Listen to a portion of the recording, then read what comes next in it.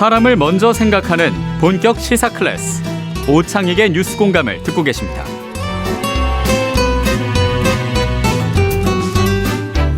네, 두 분 모셨습니다. 김종대 연세대 교수, 평화나무 이사장이죠. 김용민 목사 두 분 스튜디오에 모셨습니다. 어서 오십시오. 네, 안녕하세요.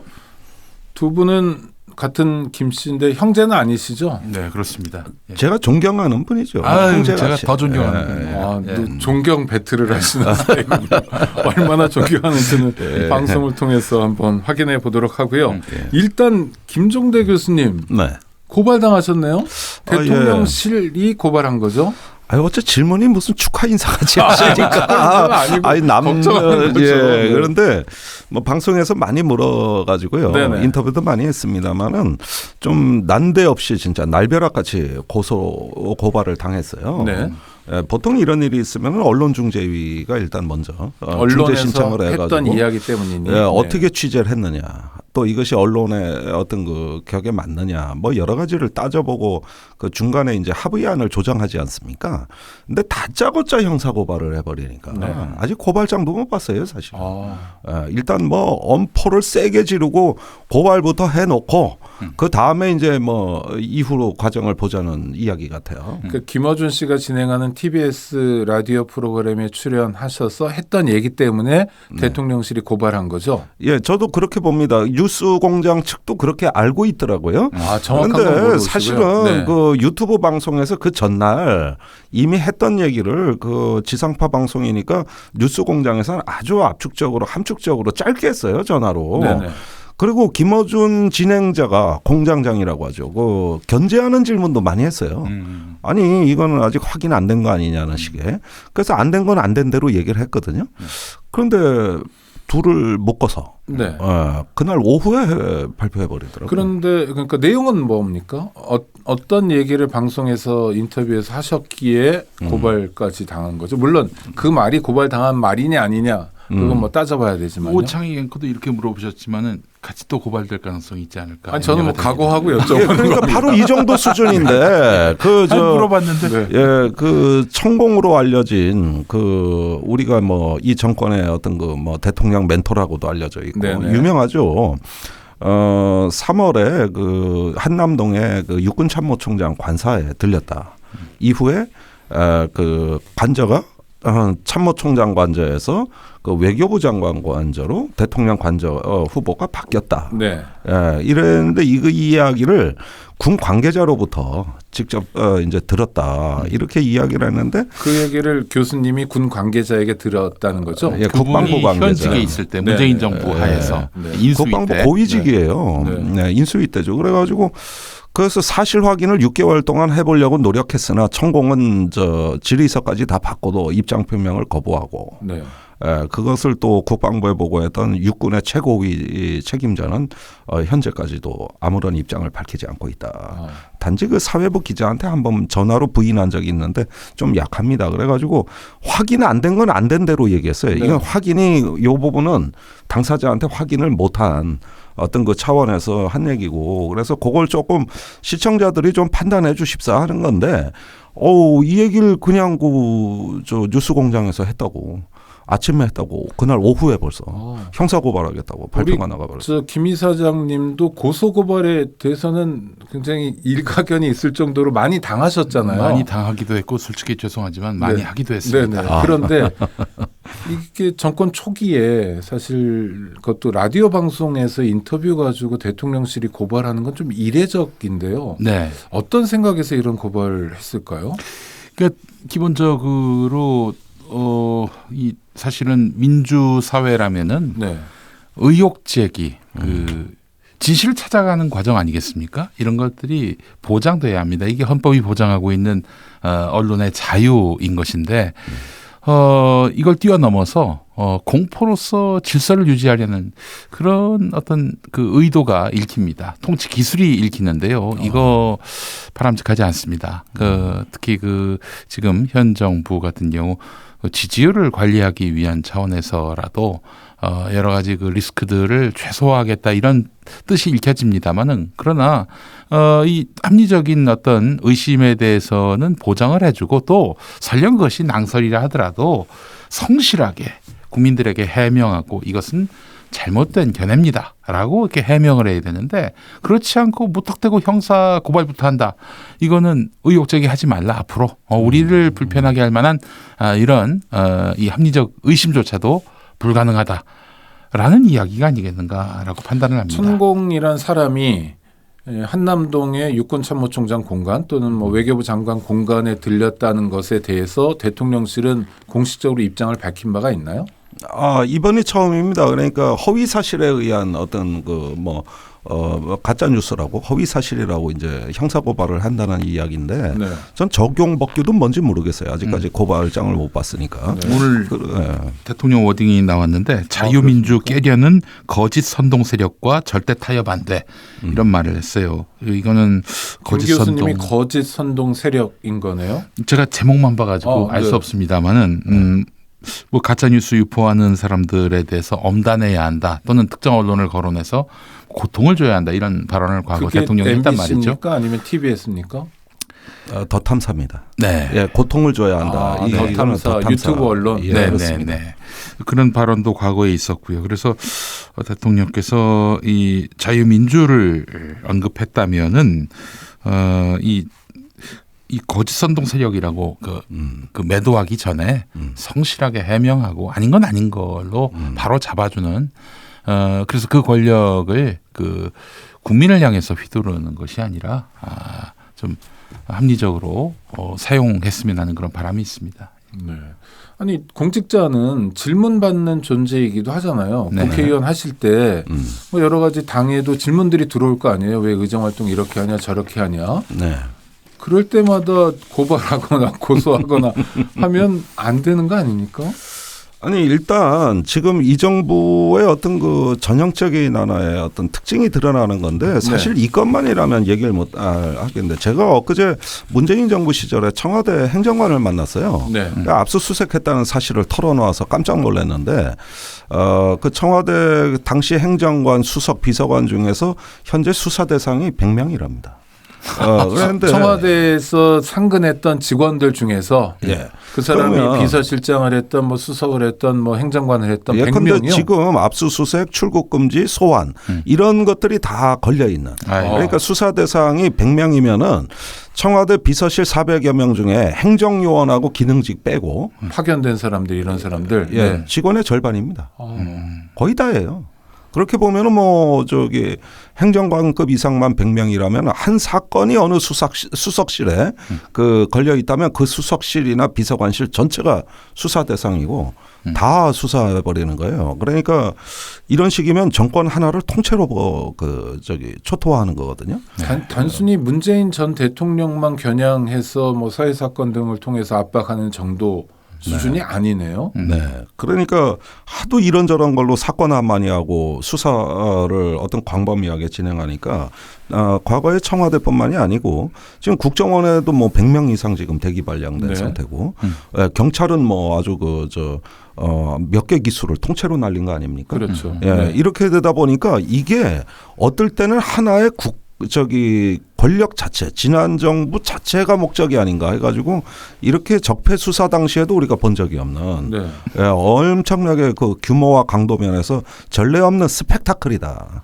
예, 이런 점에서는 이게 실상이 내년쯤이면 다 드러날 거예요. 그런데 지금은 산발적으로 하는 것 같지만 워낙 많기 때문에 이게 전방위적이라는 거고 거기에다가 지금 검찰, 국정원, 국군 방첩사령부, 경호처가 전부 시행령 바꿔가지고 엄청나게 권한이 강화되고 있어요. 네.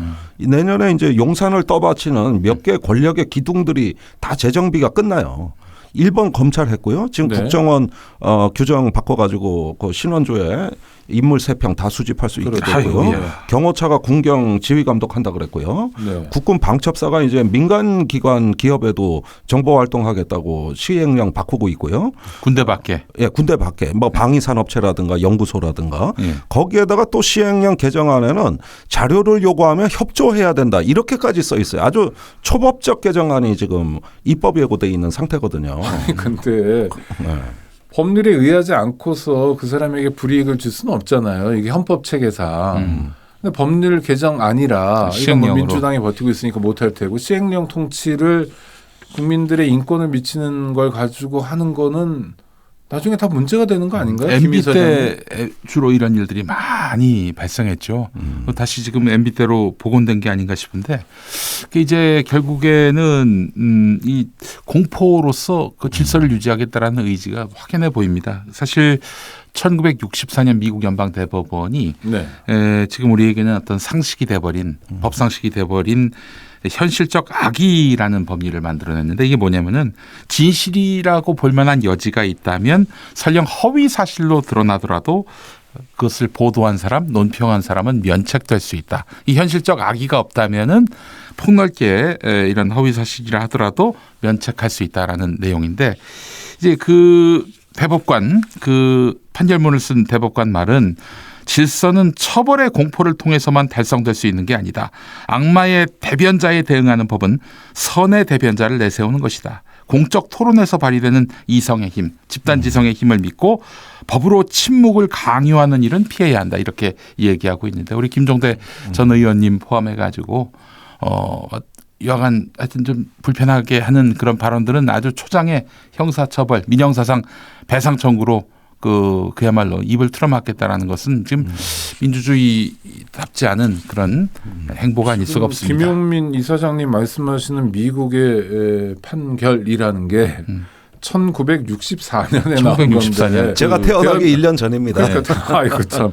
대한민국이 2022년이 미국의 1964년만 못하다면 이건 정말 부끄러운 건데요. 이런 법 체계가 우리에게는 2000년에 도입됐어요. 2000년에. 그렇기 때문에 이미 22년 전에 확립된 법상식인데 이게 지금 역행하고 있다는 거죠. 그럼 청취자들이 궁금해할 거예요. 김종대 교수님 같은 분이 대통령실에서 고발을 당하면 위축되지는 않을 거 아니냐. 아니 그런데 제가 언론 기자들을 보면 벌써 그 효과가 나타나고 있어요. 지금 뭐 탐사 보도를 한다든가 특히 사회부, 정치부 쪽의 기자들 이야기를 들어보면은 이 보도의 허들이 굉장히 높아졌다는 거예요. 그러니까 벌써 데스크가 위축되고 있어요. 당신 자신 있어? 책임질 수 있어? 그렇죠. 당신하고 회사를 상대로 동시에 소송 들어오는데 검찰 정권인데 버틸 수 있어? 그렇죠. 이런 얘기들을 하기 시작한다는 거예요. 그러니까 일단 어떤 기자가 정보를 보고 하게 되면은 데스크는 이것을 후속 취재할 것인가, 어떤 그 절차를 통해 가지고 이걸 기사화할 것인가, 아니면 뭉갤 것인가를 결정하게 됩니다.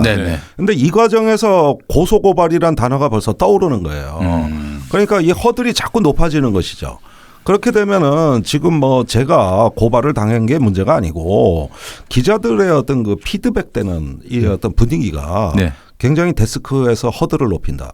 이건 앞으로 함부로 기사 쓰지 말라는 뜻으로 받아들인 거거든요. 또한 그 정부에서 이건 가짜 뉴스다. 대통령실에서 이건 가짜 뉴스다 하면은 사실로 드러나 이런 보도가 좀 많아요.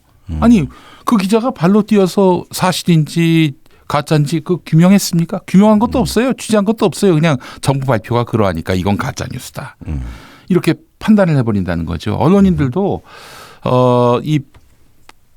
사실 규명 과정이 굉장히 고통스럽기도 하고 때로는 엄청난 저항에 직면할 수도 있지만은 그 과정을 다 생략하고 나에게 이 불이익이 가해지지 않는 쪽의 편의 이야기를 진실이라고 자꾸 이렇게 규정하는 그런 분위기가 형성되고 있어서 참으로 우려스럽습니다. 네, 그리고 이런 그 가짜 뉴스에 대한 이야기도 사회 일반적인 어떤 보편 원칙으로 나오는 게 아니라 대통령에게 위해가 되는 또는 대통령의 위신을 추락할 수 있는 내용에 거의 한정돼 있습니다.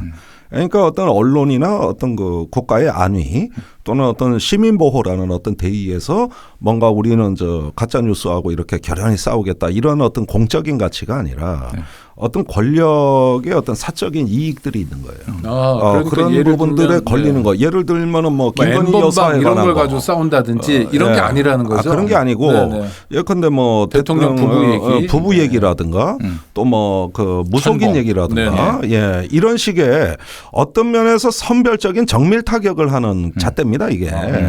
예컨대 우리 시민을 보호하고 참사를 막는데 어떤 엄격한 법지책을 누가 반대하겠습니까? 그리고 또 기업인들 막 규제 풀어가지고 위험 요인 규제 하면은 이런 건 언론도 강하게 네. 원칙을 세우고 정말 어떤 대응해야 될 필요성이 사회 곳곳에 공적 가치가 많은 겁니다. 근데 이번에 대통령실이 얘기하는 형사고발이다 이런 것들은 저번에 뭐 뉴욕 참사라고 하지만 날리면이냐 바이든이냐 뭐 이런 식의 어떤 대통령 신변 그것이 이제 미치는 어떤 반향의 지지율의 효과가 미칠 수 있는 이런 민감한 의제들에 주로 집중돼서 정밀 타격하는 양상으로 들어오는 거예요. 그리고 언론 전반도 아닙니다. 특정 언론을 딱 집어서 이제 본보기를 보여주듯이. 그게 MBC였고 더 탐사였고 이를테면 TBS였고 뭐 이렇게 가는 거군요. 아니 TBS 같은 경우에는 제가 이제 이사장으로 있는 평원나무에서 올 초부터 올 초가 아니죠. 작년에 이제 재보선이 있었을 때 그 후보 시절이었던 오세훈 현 시장이 재정으로서 TBS를 컨트롤하겠다라는 입장을 드러냈거든요. 네. 제가 두 차례 걸쳐서 이와 관련해 방송법 4조 위반이다 해서 고발을 했는데 각하됐어요. 둘 다. 근데 결과적으로 보십시오. 결국 재정 문제로 인해서 그 방송 편성된 프로그램이 폐지가 되고 진행자들이 하차하는 편성에 개입하는 일이 발생하지 않았습니까? 방송법 4조는 방송 편성과 제작 등 뭐 보도에 관해서 그 외부에서 압력을 가할 수 없게 돼 있습니다. 외부에서 압력을 가할 수 있다면은 방송 담당 당국이라 할 수 있는 방송통신위원회와 방송통신심의위원회가 있거든요. 네. 여기 외에는 사외에서는 이 통제가 이루어질 수 없도록 돼 있어요. 그래서 저희가 그 방송법 4조를 기준으로 해서 고발을 했지만은 뭐 수사당국은 뭐 들은 척도 하지 않았습니다. 그러나 결과는 김어준 씨의 하차로 이어졌지 않습니까? 이게 과연 언론의 자유가 위협받고 있다라고 평가하기에 모자람이 있는지 모르겠습니다. 지금 김어준 씨만 하차한 건 아니고 TBS 진행자들이 잇따라 하차하고 신장식 변호사도 이름이 신장개업인데 지금 신장개업하자마자 신장 폐업하게 생겼어요. 그렇군요. 그런데 이 과정에서 우리가 유심히 보는 거는 고발 이후의 그 법 집행 과정입니다. 그런데 이 압수수색 같은 거 굉장히 남발되고 있어요. 예컨대 더 탐사는 6번 받았습니다. 그런데 이 제도적 권력 사용의 절제력이 사라지는 거예요. 아니 그런데 예를 들어 가짜뉴스를 생산했단 말이에요. 그런데 가짜뉴스 생산한 게 증거물일 텐데 별도로 압수수색할 게 뭐 있습니까? 압수수색하는데 또 하고 같은 장소 6번. 그러니까 위축시키는 겁니까? 계속 같은 거죠. 그러니까 그게 이제 대통령이 고통을 알게 해줘라는 이야기가 나온 다음 얘기입니다. 그러니까 이럴 때도 어떤 행정 권력을 사용하는데 절제력을 발휘해야 됩니다. 그런데 민주주의라는 게 어떤 표현의 자유가 있고 언론의 자유가 있고 그러면 그때 공권력을 들이댈 때 최소성의 원칙에 의해 가지고 이걸 갖다가 절제 있게 사용해야 되는데 거꾸로 이걸 전면에 내세워서 막 5번이고 6번이고 계속 해버리는. 아니 형사처벌은 원래 고통을 주려고 하는 거예요. 감옥에 갇히거나 벌금을 내게 되면 고통스럽죠. 그런데 그거는 법원 판결로 하는 거지 수사 과정이 고통스러우면 안 되는 거거든요. 근데 압수수색 6번씩 압수수색하고 이런 건 문제네요. 언론사에 대한 압수수색은 아마도 그 취재 경위를 이제 파악하려고 하는 것 같아요. 그래서 어떤 사람이 제보했는지 이런 것들을 파악하기 위해서가 아닐까 싶은데 그럼 나아가서 이런 시그널을 주는 거죠. 사회에다가 이 언론사에 제보하거나 혹은 협력하지 말아라. 그러면은 너희들의 그 제보 내용이나 신변이 다 노출될 수 있다. 그래서 저는 지금 이 사회가 공포 사회로 가고 있는 것은 아닌지 너무나 염려가 되는 것입니다. 정리해 보면 김종대 교수님 같은 분은 그 공포를 좀 덜 느끼거나 그래도 이 공포의 배경이 뭔지를 이해할 수 있어서 괜찮을지 모르지만 타겟은 정확히 얘기하면 김종대 교수님이 아니라 언론 일반이거나 시민들 일반이겠네요. 그래서 어딘가 유튜브에라도 댓글 다는 사람들 조심해야 될 것 이런 메시지를 주고자 하는 거면 김 이사장님 말씀처럼 공포를 동원하는 거네요. 공포로서 이제 질서를 만들려고 하는. 그건 독재인데요. 그렇게 가면요. 예, 뭐 사실은 독재라고 얘기 안 했습니다. 아니, 그건 제가 했습니다. 예, 마키아벨리의 그 군주론에 그런 말이 나옵니다. 군주는 공포의 대상이 될지언정 조롱의 대상은 되지 마라.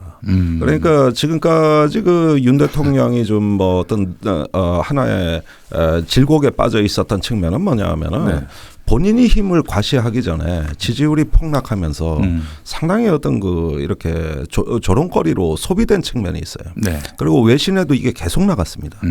그러다 보니까 본인의 어떤 정체성의 재구성 또 이걸 통해 가지고 어떤 그 통치력을 구성하는 데 있어 가지고 국면 전환이 반드시 필요했던 것으로 보여지고 그러다 보면은 지금과 같이 다들 먹고 살기도 어렵고 또 자기 밥그릇 지키기도 참으로 힘겨운 세상에서 네.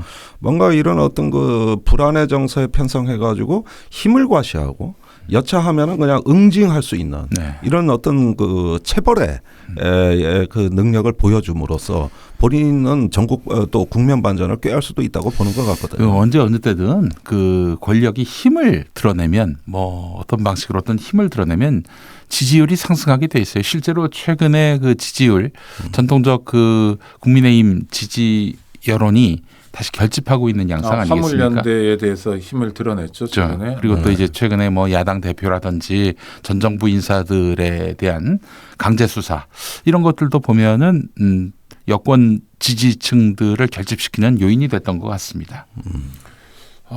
그런데 힘을 드러내기 위해서 이렇게 공포로 가는 건 온당치 않다는 생각이 들고 또 중요한 건 만약 대통령이 조롱의 대상이 됐다면 왜 조롱의 대상이 되었을까를 성찰하는 게 공인으로서 공직자로서의 먼저 취해야 될 도리 태도 아닌가요? 저희의 바람이죠. 바람. 예, 바람이기는 한데 상당히 어떤 권력의 안정성이라는 것에서 그 먼저 이런 행동이 나오게 된 것 같고 어떤 그 이런 비슷한 현상이 밥 우드워드가 트럼프를 취재했을 때 레이지라는 경로라는 책을 썼습니다. 예. 예, 거기서 그 FBI를 사유화하려는 트럼프의 행적이 낱낱이 나오잖아요. 자기한테 불리한 수사 중단시키고 정적은 제거하려고 하는 이걸 일컬어서 밥 우드워드가 아주 면밀하게 성찰한 끝에 행정 권력의 신경쇠약이라는 표현을 씁니다. 그러니까 자꾸 어떤 그 집중력이 흐트러지고 자기 안위에 집중하게 되면서 어떤 적을 향해서 찾아다니죠. 적을 찾아다니는 그러다 보면 공권력 남용이 따르는 건데 권력의 사유화가 따르고 이런 현상을 밥 우드워드는 권력의 신경쇠약 특히 행정 권력의 신경쇠약인데 이 단계에서는 우선 제도적 권력의 사용에 절제력이 사라진다는 거예요. 브레이크가 안 걸리죠. 그러니까 다 조져. 네. 다 잡아쳐 넣어. 고통을 알게 해줘. 뭔가 이런 어떤 거 단호한 어떤 거 이제 언사들이 나오기 시작하는 거고요. 네. 그러면 이제 그 공직사회라든가 특히 기관에서는 굉장히 이런 면에 대해서 이제 그 영향을 민감하게 받는. 가장 우려되는 것이 진실이 이긴다가 아니라 이기는 게 진실이다. 이런 통념이 바뀌는 것입니다. 네.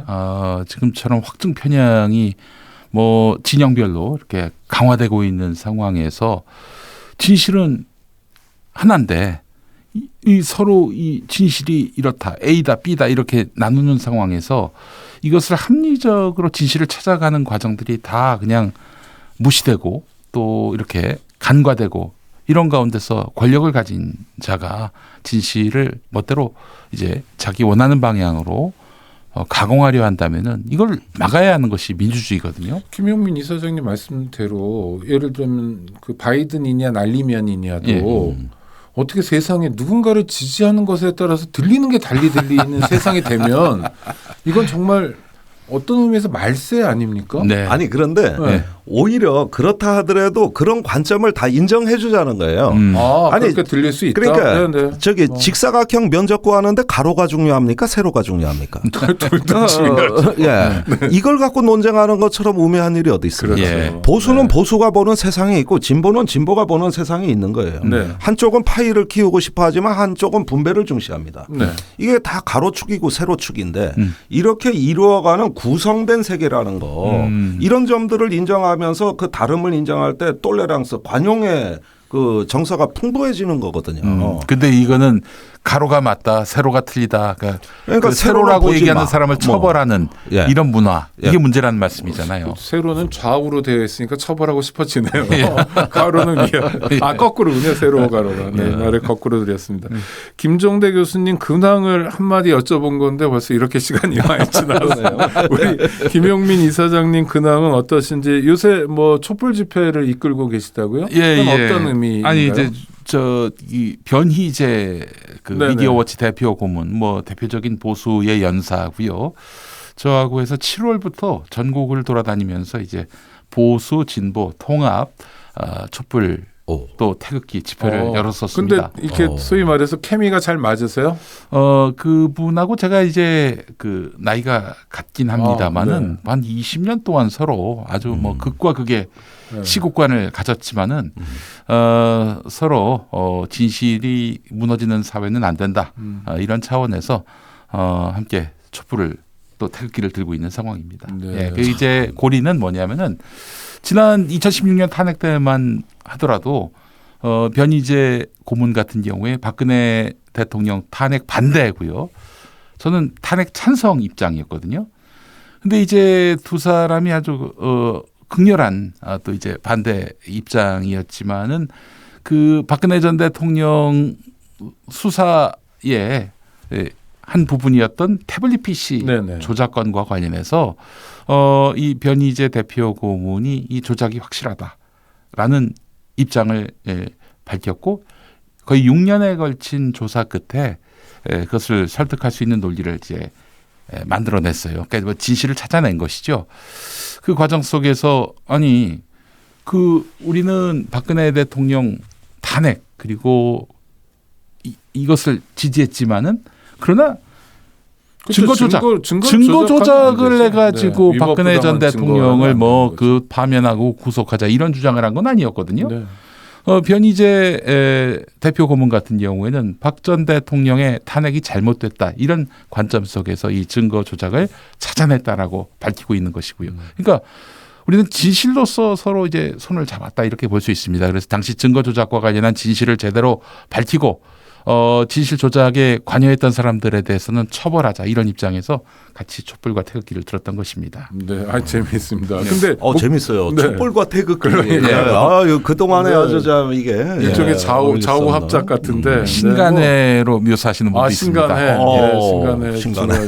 참 오랜만에 듣는 이상재 선생님이 하신 굉장히 중요한 일이 신간해를 만든 거니까요. 그런데 목사님이시니까 하나. 네네. 전광훈 목사가 이번에 한기총에서 뭐 어떤 결정을 했다면서요. 네. 근데 한기총이 뭐 좌파 단체입니까? 그런 걸 좀 말씀을 해주시죠. 한기총의 그 전 대표회장이 바로 전광훈 씨입니다. 예. 본인이 몸담았던 조직입니까? 예, 네. 한기총 내부에서 이제 전광훈 목사의 그 전형이 너무 심각하다 해서 사실상 전 목사를 쫓아냈어요. 네. 그리고 그 내부에 개혁하시는 분들이 이번에 전광훈 목사에 대해서 이단 사이비 결정을 하기로 한 겁니다. 그럼 그 개신교잖아요. 예. 개신교에도 여러 가지 연대 기구랄까, 뭐 협의회 같은 게 있죠. 근데 좀 진보적인 쪽도 있고 보수적인 쪽도 있고 그런 거 아닙니까? 네, 그렇습니다. 그 한기총은 뭐 보수 교회 연합기관이라고 볼 수 있습니다. 그 교회가 있고요, 가톨릭과 이제 좀 차이가 있는 부분이 개신교 같은 경우에는 개별 교회가 있고 그 위에 이제 그 교단이 있고. 그 교단끼리 또 연합하는 연합기관이 있는데 연합기관 중에 하나입니다. 한기총이. 연합기관이 여러 개가 있는 거죠. 예, 그렇습니다. 뭐 우리가 뭐 많이 들어봤습니다만은 한국 기독교 교회 협의회 KNCC. 이곳은 다소 진보적 색채가 강하다면은 한기총, 뭐 한교연, 또 그리고 한교총 이런 곳은 또 보수적 정체성을 갖고 있는 그럼 정광훈 씨는 보수적인 교단에서 봐도 이단 사입이라는 거. 네, 그렇습니다. 어떤 이유에서 그런 결정을 했죠? 성서를 바라보는 시각 자체가 이건 대단히 그 잘못됐고 아울러 또 하느님 까불지 마, 까불면 나한테 죽어 이런 말도 했었고요. 정말 있을 수 없는 말. 본인이 또 성령의 본체다 이렇게 또 주장을 했었고요. 그래요? 예. 진짜 이단이네요, 그건. 그렇죠. 이 발언은 뭐 사실 상당히 충격적인 발언이고요. 또 이런 말도 했어요. 성령은 1년에 50km씩 이동한다. 이것은 기도를 들어보면 안다. 지금 성령께서 중국 내륙지대를 통과하고 있다. 이런 황당한 이야기들. 그냥 아무 말이나 하시는 아무 말 대잔치가 많고요. 지금 대한예수교 장로회가 여러 분파가 있지 않습니까? 가장 큰 합동 그리고 가장 보수적인 고신 그리고 또 하나 합신 이 세 교단의 특징이 총신대, 장신대 뭐 이런 거죠. 장신대는 아니고요. 총신대, 고신대, 합신대 계열. 요 세 교단은 또 공통적으로 여성 목사 안수를 반대하는 금지하는 그런 교단인데 이 세 개 교단 보수적인 교단에서도 전광훈 씨가 2단이거나 2단 전 단계다. 그러니까 교류 협력하지 말아야 한다. 이렇게 지금 지정했습니다. 그 정광훈 목사가 하는 맞불 집회 주장은 주로 뭡니까? 그 지금 윤석열 대통령을 네. 옹위하는 그러니까 지금 촛불 집회가 있지 않습니까? 네네. 거기에 좀 뭐 그 말하자면 맞불 집회 형식으로 해서 집회를 지금 계속 진행하고 있죠. 그런데 하여튼 뭐 많든 적든 일정한 영향력을 가지는 거는 어떤 비결이 있는 것 같은데 어떤 이유에서 그런 거죠? 그 전광훈 씨의 추종자가 대단히 많습니다. 뭐 10만이라고 얘기하는 사람들도 네네. 있고요. 지금 전광훈 씨가 그래서 그 국민의힘에 입당을 하라 이렇게 또 교인들에게 독려를 하고 있는 상황입니다. 일종의 정치 세력이군요. 교회라고 보긴 어렵고. 그렇습니다. 본인 자신도 정치적 어떤 그 야망이 상당하고요. 그래서 이번 국민의힘 전당대회 때 이 전광훈 목사 쪽에 그 이 추종자들이 얼마나 많이 들어가서 또 이렇게 영향력을 발휘할지 이게 또 초미의 관심사기도 합니다. 네. 예. 그러면 윤석열 대통령이 가리키는 방향대로 움직일 가능성이 높겠네요. 그런데 또 이와 관련해서 뭐 여러 가지 얘기들이 있습니다. 지금 강신업 씨를 당대표로 세우려고 하는데 네. 여기 전광훈 씨가 협력하라. 근데 또 전광훈 씨 같은 경우에는 한 십수년 동안 이 아스팔트 보스로서 굉장히 또 나름대로 이 자부심을 갖고 있거든요. 근데 지금 자기가 봤을 때 그 뭐 자기보다 못하다고 판단되는 강신업 씨의 그 밑으로 들어가라는 건 또 상당히 또 용납할 수 없는 일이다라고 판단을 했던지 조금 좀 이 부분과 관련해서 이견이 있는 것 같아요. 태극기 부대도 아주 복잡한 합종위원회가 자, 진행되는 그런데 이 네. 과정에서 그 전광훈 씨에 대해서 500억 알받기 재수사라는 검찰에 요청이 내려왔습니다. 그건 뜻밖이에요. 예. 네. 예, 그거 원래 저희가 평화나무가 이런 목사님들의 문제점이 있으면 고발하는 단체인데 처음에 전광훈 씨 500억 알받기 여러분 보도를 통해서 많이 들으셨을 텐데 그 500억 알받기와 관련해서 고발을 했는데 이게 불송치가 됐어요. 경찰에서? 네, 경찰에서 불송치가 됐는데 검찰이 재수사 요청을 한 거예요. 참 별일 나보겠습니다. 불송치된 게 그 재수사 요청이 온 게 3 내지 4% 정도밖에 안 된다고 하는데 이건 정말 상당히 놀라운 일이 아닐 수 없습니다. 검찰 핵심 관계자의 예. 의중이 반영된 것 같은데 얘기 몇 마디 안 나눴는데도 벌써 시간이 훅 갔습니다. 헤어질 시간이 되었습니다. 네. 김종대 연세대 교수님 그리고 김용민 평화나무 이사장 목사님과 함께했습니다. 다음에 다시 모셔야 되겠습니다. 고맙습니다. 감사합니다.